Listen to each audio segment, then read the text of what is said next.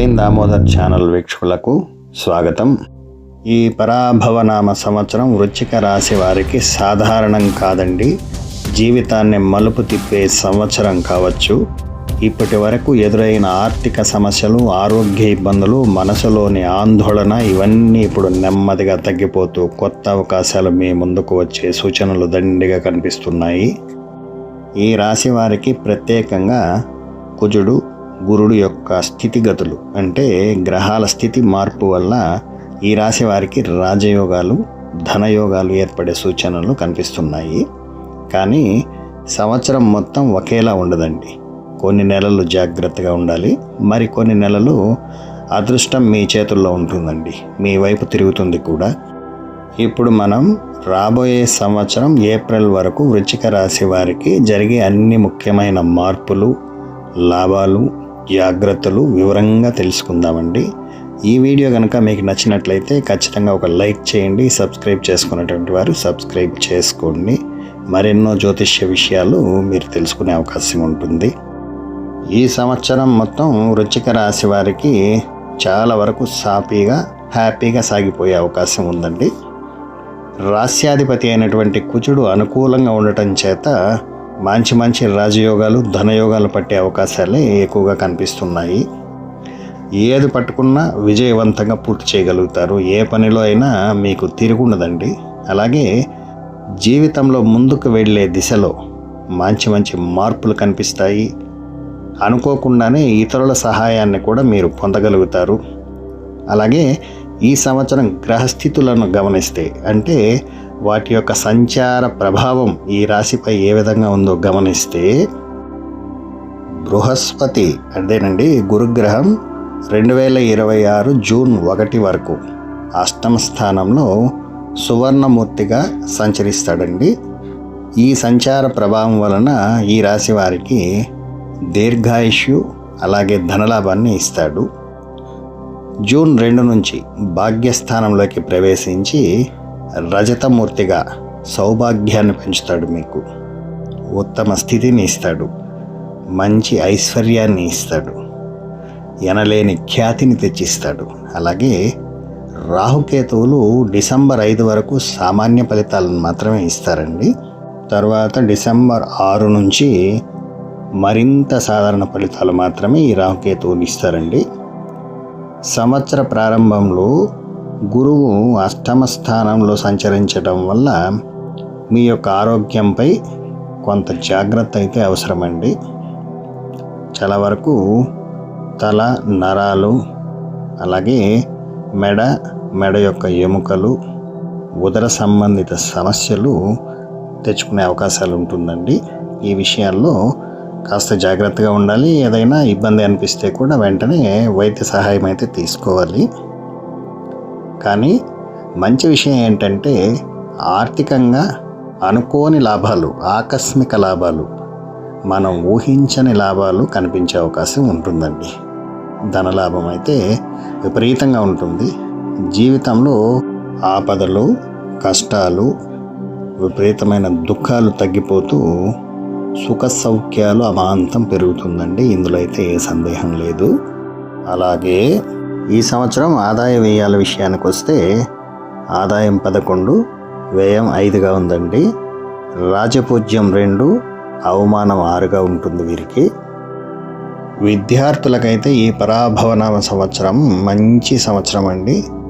ఉన్నత విద్యలో అనేక రకాల విజయాలు సాధించే అవకాశం ఉంటుంది. చిన్న వయసులోనే గొప్ప విజయాలు సాధించవచ్చు. విదేశాల్లో చదువు, అలాగే అక్కడ స్థిరపడే అవకాశాలు కూడా ఎక్కువగా గోచరిస్తూ ఉన్నాయి. డిసెంబర్ నెలలో కొన్ని అడ్డంకులు వచ్చిన, అంటే ఆకస్మికంగా ఇతరులతో గొడవలు కానీ, కుటుంబంలో గొడవలు కానీ, లేదా ఆరోగ్య సమస్యలు వంటివి వచ్చినా కానీ వాటిని అధిగమిస్తారండి. పంచమ స్థానంలో శని ఉండటం వల్ల క్రమశిక్షణ, పట్టుదల విపరీతంగా పెరుగుతుంది. ఏ విషయంలో అయినా ఒక పద్ధతి ప్రకారం మీరు నడుచుకోవడం వల్ల దాదాపు అన్ని సమస్యలు మిమ్మల్ని వదిలి దూరంగా వెళ్ళిపోతుంది. సంతానం వలన సంతోషం కలుగుతుంది. కుటుంబంలో అవగాహన, ప్రేమ పెరుగుతుందండి. అంటే కుటుంబ సభ్యులతో, తల్లిదండ్రులతో ఇక సంతానం విషయంలో కావచ్చు, అత్తమామల విషయంలో కావచ్చు, ఒక అవగాహన అనేది బాగా ఏర్పడుతుంది మీకు.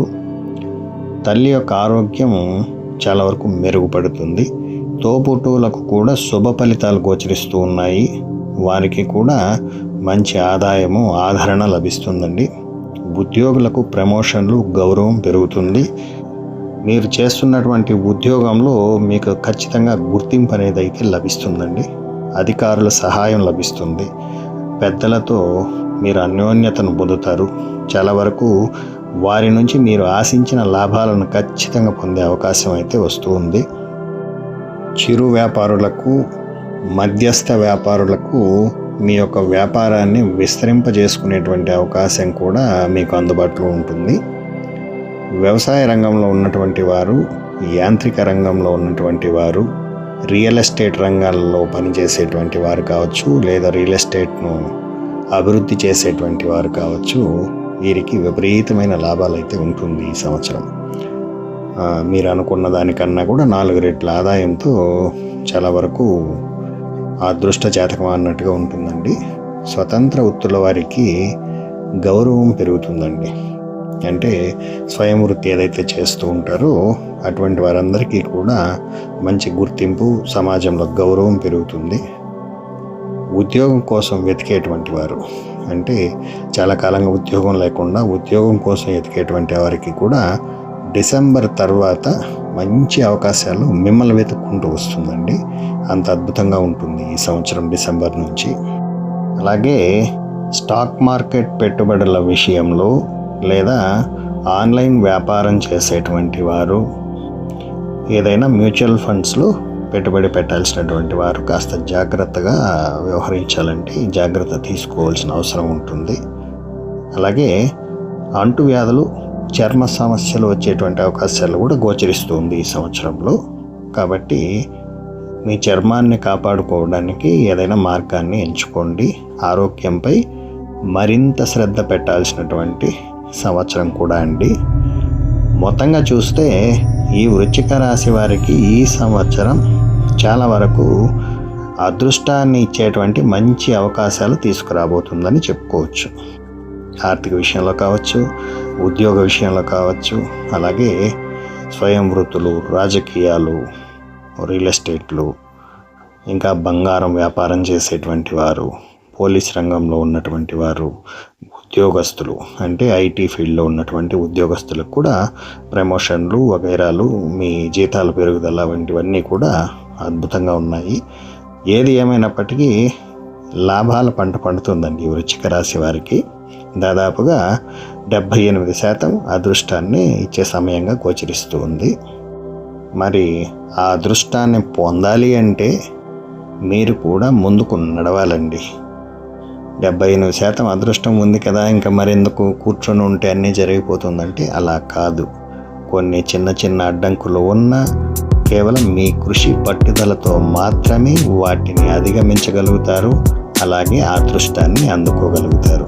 ఈ సంవత్సరం మీ జీవితంలో కొత్త మార్పులకు పునాదులు పడతాయండి. కాబట్టి కృషి ఉంటే సుఖం కలదు అన్న విషయాన్ని గుర్తుంచుకుని మెలగండి. అలాగే మీ రాశి వృశ్చికం అయితే లేదా మీ కుటుంబ సభ్యులలో ఎవరిదైనా వృశ్చిక రాశి ఉండి మీకు ఏదైనా సందేహం ఉంటే కామెంట్ బాక్స్లో అడగండి. చూసిన వెంటనే మీకు తగిన రిప్లై అయితే ఇస్తానండి.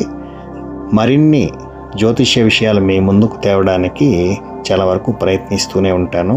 సర్వే జనా సుఖినో భవంతు. నమస్కారం అండి.